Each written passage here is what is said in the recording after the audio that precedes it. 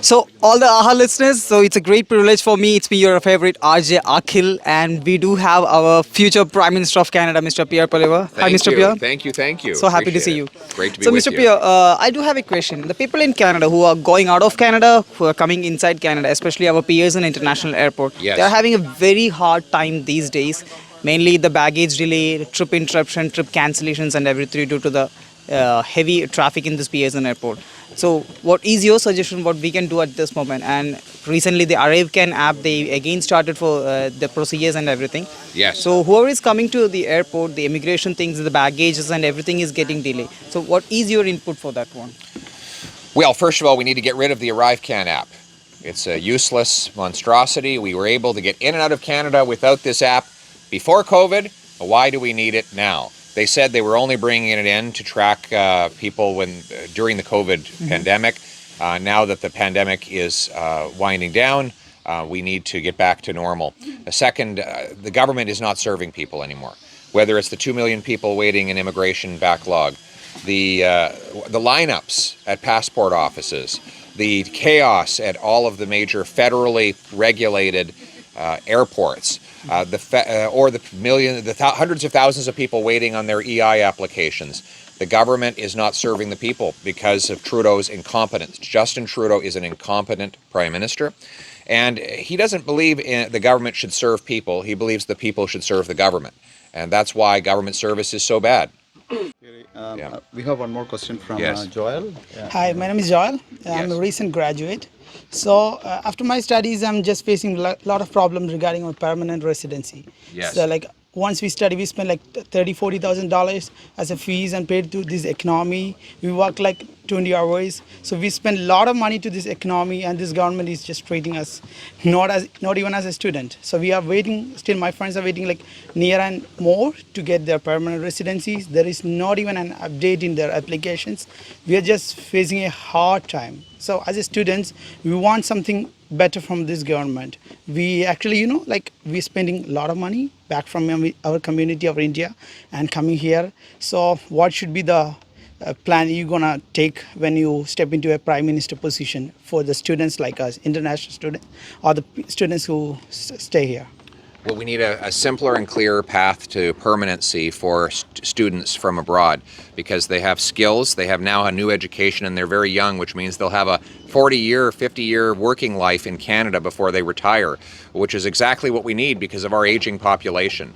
But we need to keep more students here in this country, simplify the bureaucracy, remove the gatekeepers so it's easier to become a permanent resident and a citizen, and stay here and work in this country. We have huge backlogs right across the entire immigration system because this government is not serving the people. They expect the people to serve the government. And Justin Trudeau is an incompetent prime minister, and as a result, students are suffering, immigrants are suffering, families are divided, employers can't bring in employees who are desperately needed.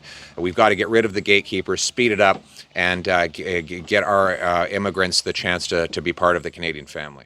Yes, so here's my plan for that.